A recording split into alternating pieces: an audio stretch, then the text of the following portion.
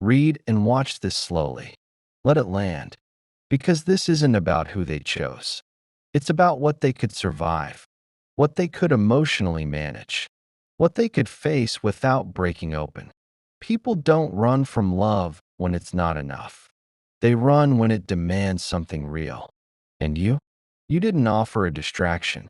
You offered growth. You didn't offer comfort. You offered truth. You didn't offer escape. You offered depth. And depth terrifies those who were never taught how to breathe underwater. They didn't choose someone better. They chose someone safer. Someone who didn't awaken the parts of them they weren't ready to face. Someone who didn't require vulnerability, accountability, emotion, healing. Someone who let them stay who they were, instead of becoming who they're meant to be. Because real love asks difficult questions. Why do you shut down when you feel close to someone? Why do you run when you care most? Why does safety feel threatening? Why do you sabotage intimacy and call it independence? You weren't rejected. You were a mirror, and mirrors don't push people away. They just reveal truths others aren't ready to see. The truth is, they weren't choosing against you. They were choosing for their comfort. They were choosing the relationship that didn't challenge their patterns, didn't awaken buried trauma, didn't make them confront their attachment wounds, didn't require emotional maturity. The relationship that made love feel familiar, predictable, survivable, because familiarity feels like love. When you've never experienced safety, you represented healing. Healing feels like danger to someone who has lived in survival mode their entire life. Your intensity wasn't too much. Their nervous system was too overwhelmed. Your love wasn't too deep. Their coping mechanisms were too shallow. High-value love requires a high-capacity heart. Not everyone has built one yet. They needed a connection where they could hide. You required one where they could be seen. They needed someone who didn't ask for emotional presence. You needed someone who showed up fully. They needed silence. You needed truth. They needed familiarity. You needed evolution. You are not competing with the person they chose. You are existing on an entirely different emotional wavelength. Their decision was never you versus them. It was growth versus comfort. And comfort won because growth demands reflection, responsibility, emotional literacy, self-awareness, courage. And most people only choose those things after losing someone who required them. If anything, you were the wake-up call, the almost, the heartbreak that breaks the pattern, the one they understand only in hindsight. People don't appreciate the kind of love you offered until they've lived long enough to recognize its rarity, until they've experienced enough shallow connections to feel the emptiness, until they realize that something easy isn't the same as something real. Right now, it might look like they moved on, but moving on and moving forward are not the same thing. You can leave someone physically and still stay emotionally stuck. You can choose new faces and still repeat the same wounds. You can pick new love and still run from intimacy. Their new chapter doesn't mean they've grown. It just means they escaped the lesson. But lessons don't disappear when you avoid them. They resurface, usually louder, usually later, usually when you're gone. One day, they'll look back and understand the difference between attraction and alignment, between desire and readiness, between love they could handle and love that could have healed them. One day, they'll remember you not as someone who wanted too much, but as someone who offered more than what they knew how to hold. You weren't too much. You were the first glimpse of what enough looks like. And that's something people only notice once they feel the absence of what they didn't choose. So don't shrink. Don't soften. Don't stop offering deep love. The right person will not be overwhelmed by your depth. They'll be grateful. They finally found water deep enough to swim. You are not meant for those who fear themselves. You are meant for those brave enough to grow beside you. And when that person arrives, you'll realize the ones who left weren't choosing someone else. They were choosing a smaller life. And you? You were made for a larger one. They didn't walk away because you lacked something. They walked away because what you brought required growth they weren't ready for. You weren't asking them to be perfect. You were asking them to show up emotionally, honestly, fully, and for someone who's never done that before. Commitment doesn't feel like love. It feels like pressure. So what did they do? They chose comfort. They chose familiarity. They chose environments where their emotional avoidance would go unchallenged, not because it's healthier, not because it's better, but because it demands less.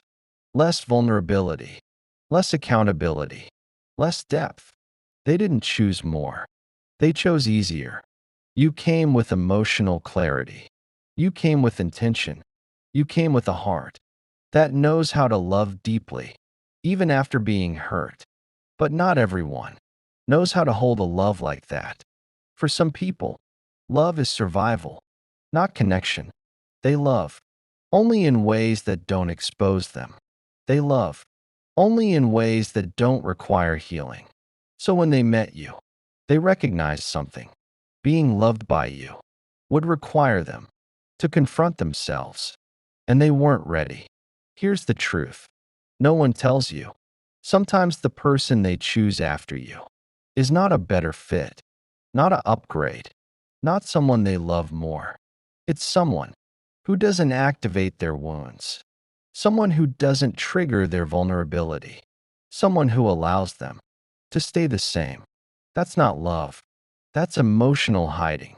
You didn't lose. You were avoided. There's a difference. You were not too intense. Your standards were not too high. Your affection was not too much.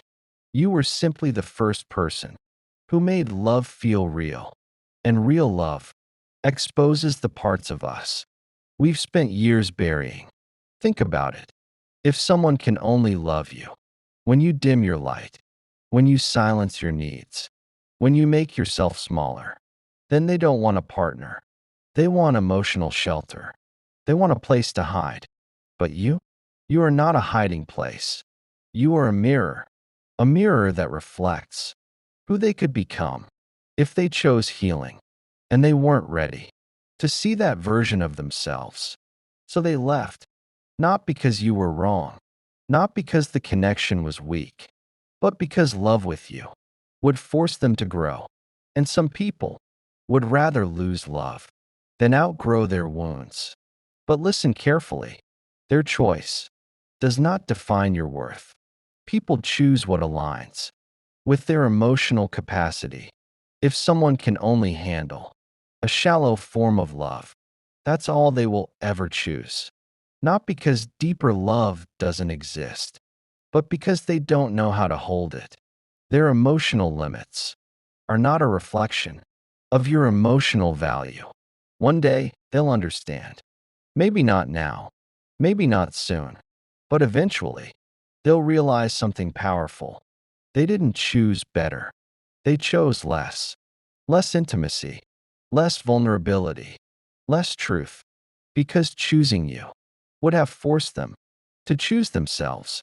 And here's the part that hurts the most.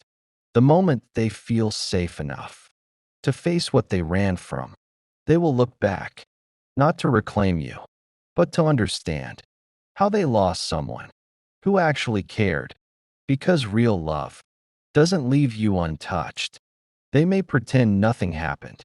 They may act unaffected. They may stay quiet. But your absence is teaching them what your presence never could. Read this slowly. Your love did not fail. It revealed. It revealed their avoidance. It revealed their fears. It revealed the parts of them they keep locked away. You did not lose them. You illuminated them. And light can feel terrifying to someone who built a life in the dark. Now here's what matters moving forward. Do not shrink just because someone else couldn't grow. Do not lower your standards to become digestible. Do not silence your needs so someone else can feel safe in their emotional limitations. Your love is not heavy. It is honest. And honesty is only intimidating to people who are still lying to themselves. Your love will be the right fit for someone who is ready to meet it, someone who wants depth, someone who chooses growth, someone who doesn't run the moment they are seen. A partner, not an escape. A builder, not a consumer. Someone who won't choose the version of love they can handle, but the version of love they're willing to rise to. So don't internalize their fear. Their avoidance isn't your rejection. It's a reflection of where they are emotionally. And you're already ahead because you want a love that builds, a love that heals, a love that evolves. That's not something you find in everyone. That's something you inspire in the right one. And when that person arrives, they won't choose comfort. They'll choose effort. They won't choose easy. They'll choose alignment. They won't choose what feels safe. They'll choose what feels true. And they will not walk away because you ask them to grow. They will walk toward you because growth finally feels possible. You think they chose someone else because that person was better, more beautiful, more charming, more aligned, more their type. But that's not the truth. People don't choose what they want. They choose what they feel safe enough to handle. And you weren't something to handle. You were something to rise to grow for, to show up fully to. And growth terrifies people who haven't healed yet. They didn't choose that other person because that person was more lovable. They chose that person because that person didn't require them to face the parts of themselves they're not ready to change. That's the difference. You triggered their potential. The other person triggers their comfort. It wasn't that you were too much. It's that they were too little for the version of love you brought. And instead of becoming more, they chose less. Not consciously, not with a strategy, but with instinct. The instinct to avoid emotional exposure. The instinct to stay where their wounds feel protected. The instinct to choose a relationship that doesn't demand accountability. You were the kind of love that would have forced them to face all the parts they've been running from. Their avoidance, their patterns, their childhood baggage, their inability to communicate, their lack of self-worth, their fear of vulnerability. And some people would rather suffer in silence than grow in connection. They chose safety over intimacy, control over depth, predictability over truth.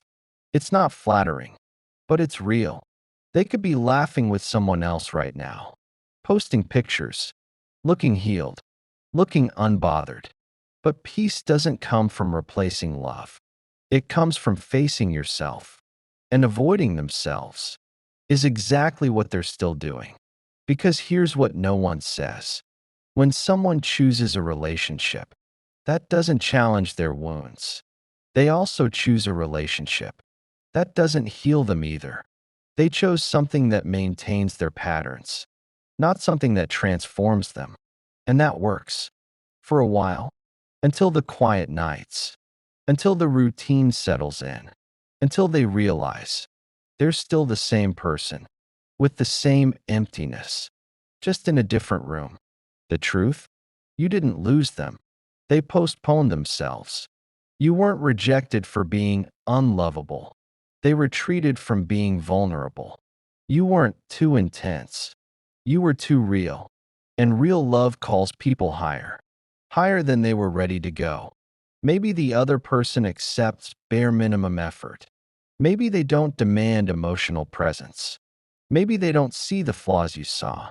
Maybe they don't notice the shutdowns, the distance, the inconsistency the self-protection. Maybe they let the parts slide that you held accountable. That's why they feel safe there. But safe doesn't mean sacred. Comfortable doesn't mean connected. Low effort doesn't mean destiny. And let's be honest, what they chose wasn't a partner. It was a hiding place, a refuge from becoming better. But refuge becomes a prison when growth is required to escape it. The irony? The very things that scared them about you are the things they'll eventually crave. Your emotional depth, your ability to see them, your honesty, your standards, your presence, your capacity to hold real love. Because a person can avoid depth until they get tired of shallow, and they always do. Meanwhile, you're growing, you're healing, you're becoming more of yourself. You're learning how to love without losing you. You're becoming someone whose presence requires courage, not convenience. That's powerful because while they chose a relationship, that lets them stay the same. You're becoming someone who requires a person to rise. And the further you grow, the harder it becomes for them to return unchanged. Here's what you don't see happening. Your absence is teaching them what your presence tried to show them, not through words, not through conversations, but through contrast. Contrast between your depth and someone else's surface, between being seen and being tolerated, between being known and being entertained. They will notice. Not now, not loudly, not in dramatic messages or sudden confessions, but quietly. The kind of realization that sits in the chest and whispers at 3 a.m. This isn't love. This is comfort. And meanwhile, something is shifting in you too. You're realizing you don't want a relationship where you have to shrink your love for it to be accepted. You want someone who can meet you, someone who feels ready, someone who values depth, someone who doesn't run from growth, someone who sees your heart, not as a responsibility, but as a privilege. They didn't choose someone better. They chose someone easier. And you deserve a love that chooses to rise to you, not a love that hides from itself. If you're still watching this, it's probably because a part of you still wonders if they'll come back. They might. People usually return to what made them feel alive. But ask yourself, if they came back as the same person, would you still want them? Or do you want someone who chooses growth, healing, presence, and depth because they finally became capable of it? This isn't about waiting. It's about evolving. Not so someone regrets losing you, but so someone worthy earns meeting you. And trust me, that person will not choose the version of love they can handle. They'll choose the version of love they're willing to rise for. Just breathe. You're not hard to love. You're just not easy to take lightly. And that's a good thing. You might still think the story ends with them, with their regret, with their return, with their realization. But it doesn't. The real ending is who you become after they leave, because their choice didn't just show you their limits, it showed you your value. And now the question is, what will you do with that knowledge? You could spend months waiting for them to wake up. You could stay stuck in the memory of what almost happened. You could hold on to the version of them you believed in. But holding on to someone who chose comfort over depth is how you forget your own becoming. And becoming is the whole point now. They chose a version of love they could handle. You need to choose a version of love that honors your evolution. That means stop shrinking your heart so someone else feels safe. Stop softening your voice so someone else doesn't run. Stop lowering your standards so someone else feels enough. You were not meant to carry love alone. You deserve someone who can carry it with you. But here's the twist no one talks about. Their choice didn't just hold them back. It pushed you forward. Some heartbreaks break you open. Some endings elevate your capacity. Some people leave. So you can see what you were meant to rise into. Because now you know.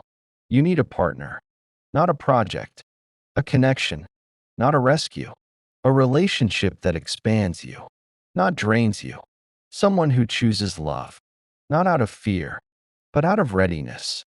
And here's the part that hits the deepest.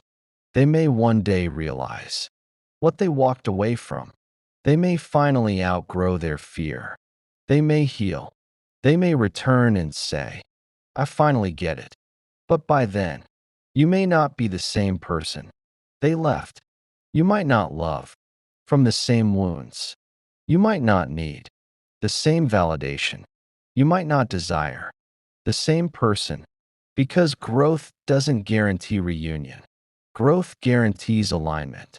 And alignment might lead you to someone entirely new, someone who doesn't just handle your love, someone who is built for it. While they're learning at their pace, you're evolving at yours.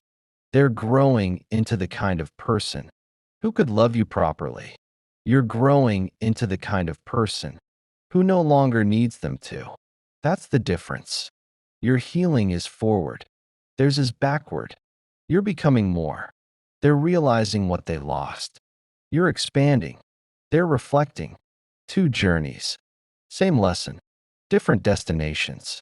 Maybe one day they'll say, I wish I had been ready sooner. Maybe you'll say, I wish I hadn't waited. But both can be true, without either being a mistake. Some people teach you love. Others teach you timing. They taught you both. And now you move differently. You see red flags faster. You speak your needs earlier. You protect your peace quicker. You don't choose potential anymore. You choose partnership. Not someone who might rise. Someone who already has. Not someone who loves you in theory. Someone who loves you in practice.